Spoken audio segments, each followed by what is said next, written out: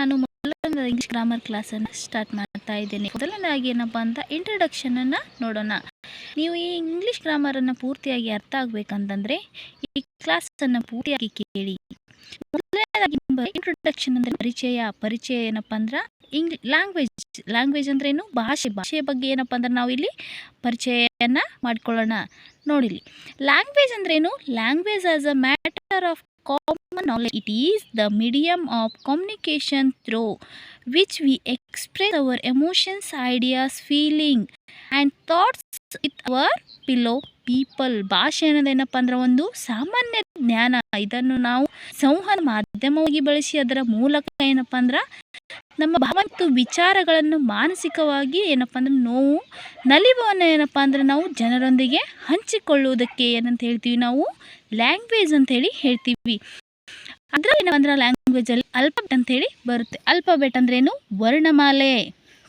Alphabet ಅಂದ್ರೆ ಏನ್ರಿ? ವರ್ಣಮಾಲೆಗಳನ್ನು ನೋಡೋಣವಾ?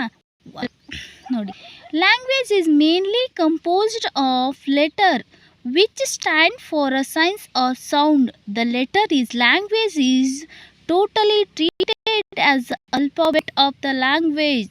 The alphabet of English composed of 26 letters. ಏನಪ್ಪ ಅಂದ್ರೆ ಭಾಷೆಯು ಮುಖ್ಯವಾಗಿ ಏನಪ್ಪ ಅಂದ್ರೆ ಅಕ್ಷರಗಳಿಂದ ಕೂಡಿರುವಂಥದ್ದು.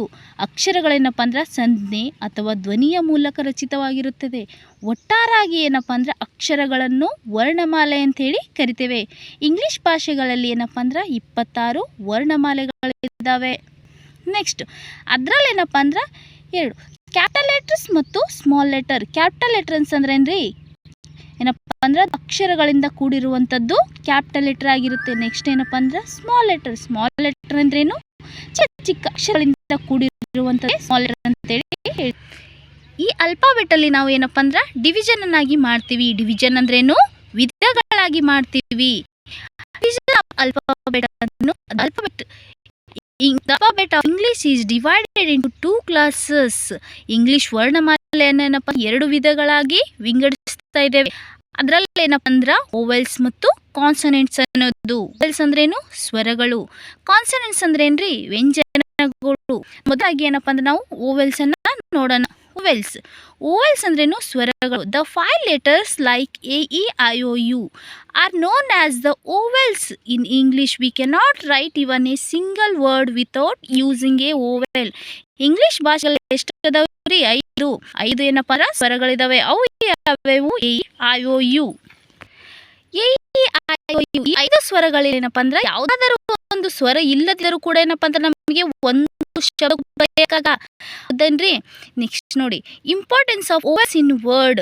ನಾವೇನಪ್ಪ ಅಂದ್ರೆ ಶಬ್ದದಲ್ಲಿ ಏನಪ್ಪ ಅಂದ್ರೆ ಸ್ವರಗಳ ಪ್ರಾಮುಖ್ಯತೆಯನ್ನು ನೋಡೋಣ. No English word at all without a vowel or its sound. ಏನಪ್ಪ ಅಂದ್ರೆ ಒಂದು ಸ್ವರ ಅಥವಾ ಧ್ವನಿ ಇಲ್ಲದೆ ಯಾವುದೇ ಆಂಗ್ಲ ಭಾಷೆ ಶಬ್ದ ಇಲ್ಲ. ಹೌದೇನ್ರಿ? ನಿಜ ಅಲ್ವಾ? ಒಂದು ಸ್ವರ ಏನಪ್ಪ ಅಂದ್ರೆ ಧ್ವನಿ ಇಲ್ಲದೆ ಯಾವುದೇ ಒಂದು ಏನಪ್ಪ ಇಂಗ್ಲಿಷ್ ಇರೋದಿಲ್ಲ. ಲೆಟರ್ಸ್ ಏನಪ್ಪ ಅಕ್ಷರಗಳಲ್ಲಿ ನೋಡಿ. ಕಾನ್ಸೆಂಟ್ಸ್ ಏನು? ಒಪ್ಪಿಗೆ. ಇದರಲ್ಲಿ ಏನಪ್ಪ ಅಂದ್ರೆ ನಾವು ಓಸ್ ಅನ್ನ ಯೂಸ್ ಮಾಡಿದೀವಿ ಅಂದ್ರೆ ಎಲ್ಲಿದೆ ಓಸ್? ಇಲ್ಲಿ ಓ ಎಲ್ಲಿದೆ ಮತ್ತು ಎಲ್ಲಿ ಕೂಡ. ನೆಕ್ಸ್ಟ್ ನೋಡಿ, ಹಾಗೆ ಏನಪ್ಪ ಅಂದ್ರೆ some English words that contain all the 5 vowels. ಎಲ್ಲ 5 ಸ್ವರಗಳನ್ನು ಹೊಂದಿರುವಂಥದ್ದೇನಪ್ಪ ಅಂದ್ರೆ ಇಂಗ್ಲಿಷ್ ಶಬ್ದಗಳು. ಇಲ್ಲಿ ನೋಡಿ, ಇಲ್ಲಿ ಏನಪ್ಪ ಅಂದ್ರೆ ಎಷ್ಟು 4 ಎಕ್ಸಾಂಪಲ್ಸ್ ಇದಾವೆ ನೋಡು. ಅದರಲ್ಲಿ ಏನಪ್ಪ ಅಂದ್ರೆ ಬಿಹೇವಿಯರ್ ಅಂದ್ರೇನು? ವರ್ತನೆ ಏನಪ್ಪ? ಬಿಹೇವಿಯರ್ ಅಲ್ಲಿ ನೋಡಿ ಎಷ್ಟು ಬಂದಿದಾವೆ ಓವೆಲ್ಸು? 5 ಕೂಡ ಓವೆಲ್ಸ್ ಕೂಡ ಬಂದಿದಾವೆ. ಹೌದೇನ್ರಿ? ಯಾವುದು?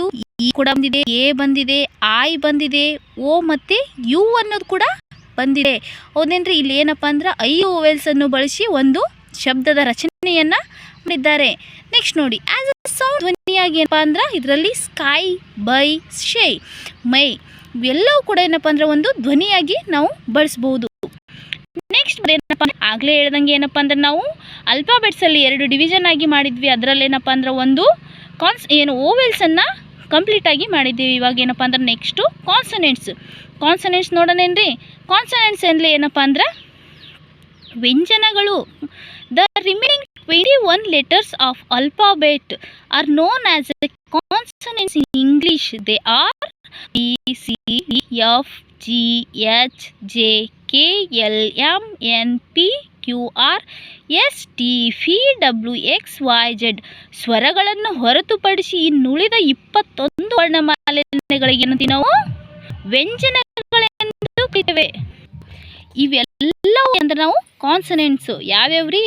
ಓವೆಲ್ಸ್ ಅನ್ನೋದೇನಪ್ಪ ಅಂದ್ರೆ ಸ್ವರಗಳನ್ನು ಬಿಟ್ಟು ಉಳಿದ 21 ಅಕ್ಷರಗಳಿಗೆ ಏನಂತೀವಿ ನಾವು ವರ್ಣಮಾಲೆ ಅಂಥೇಳಿ ಹೇಳ್ತೀವಿ, ವ್ಯಂಜನಗಳಂಥೇಳಿ ಹೇಳ್ತೀವಿ. ಇದರಲ್ಲಿ ನೆಕ್ಸ್ಟ್ ಏನಪ್ಪ ಅಂದ್ರೆ ವರ್ಡ್ ಬರುತ್ತೆ. ವರ್ಡ್ ಅಂದ್ರೇನು? ಶಬ್ದ ನೋಡ್ರಿ. A word is basic element of A language, A group of letters which gives us the complete meaning is called word. ಶಬ್ದವು ಏನಪ್ಪ ಅಂದ್ರೆ ಭಾಷೆಯ ಮೂಲ ಘಟಕವಾಗಿರುತ್ತೆ. ಹಲವು ಅಕ್ಷರಗಳ ಒಂದು ಗುಂಪು ಸಂಪೂರ್ಣವಾದ ಅರ್ಥ ಕೊಡುತ್ತಿದ್ದರೆ ಅದನ್ನು ನಾವು ಏನಂತ ಹೇಳ್ತೀವಿ? ಶಬ್ದ ಅಂತ ಹೇಳಿ ಹೇಳ್ತೀವಿ. ಹೌದಲ್ಲಿ ಶಬ್ದವು ಏನಪ್ಪ ಅಂದ್ರೆ ಭಾಷೆಯ ಮೂಲ ಘಟಕವಾಗಿರ್ತೈತಿ. ಹಲವು ಅಕ್ಷರಗಳೆಲ್ಲ ಏನಪ್ಪ ಅಂದ್ರೆ ಬೇರೆ ಬೇರೆ ಅಕ್ಷರಗಳನ್ನು ಏನಪ್ಪ ಅಂದ್ರೆ ಒಂದು ಗೂಡಿಸಿ ಅದನ್ನ ಏನಪ್ಪ ಅಂದ್ರೆ ಒಂದು ಗುಂಪಾಗಿ ಸಂಪೂರ್ಣವಾಗಿ ಅದೊಂದು ಅರ್ಥ ಅದಕ್ಕೇನಂತ ಹೇಳ್ತೀವ್ರಿ ನಾವು? ಒಂದು ಶಬ್ದ ಅಂತ ಹೇಳಿ ನಾವು ಹೇಳ್ತೇವೆ. Next grammar is A systematic study of scientific method which provides us information and a guidance necessary to learn a language. ವೈಜ್ಞಾನಿಕ ವಿಜ್ಞಾನದ ಮೂಲಕ ವ್ಯವಸ್ಥಿತ ಅಧ್ಯಯನವನ್ನು ಮಾಡುವುದೇ ಏನಂತ ಹೇಳ್ತೀವಿ ನಾವು? ವ್ಯಾಕರಣ. ಇದು ನಮಗೆ ಭಾಷೆಯ ಬಗ್ಗೆ ಮತ್ತು ಏನಪ್ಪ ಅಂದ್ರೆ ಮಾಹಿತಿ ಮತ್ತು ಮಾರ್ಗದರ್ಶನವನ್ನು ಒದಗಿಸುತ್ತದೆ. ಇದೇನಪ್ಪ ಅಂದ್ರೆ ನಮ್ಮ ಭಾಷೆ ಯಾವ ರೀತಿಯಾಗಿ ಬಳಸಬೇಕು ಅನ್ನೋದು ಮತ್ತು ಅಂದ್ರೆ ಯಾವ ರೀತಿಯಾಗಿ ಏನಪ್ಪ ಅಂದ್ರೆ ಮಾಹಿತಿ ಮತ್ತು ನಮಗೇನಪ್ಪ ಅಂದ್ರೆ ಮಾರ್ಗದರ್ಶನ ಏನಪ್ಪ ಅಂದ್ರೆ ಒದಗಿಸುತ್ತೇರಿ. ಇದೇನಪ್ಪ ಅಂದ್ರೆ ಇವತ್ತಿನ ಕ್ಲಾಸಿಗೆ ಇದು ಮುಕ್ತಾಯವಾಗಿದೆ. ನೆಕ್ಸ್ಟ್ ಕ್ಲಾಸಲ್ಲಿ ಏನಪ್ಪ ಅಂದ್ರೆ ಹೇಳೋಣ. ಧನ್ಯವಾದಗಳು.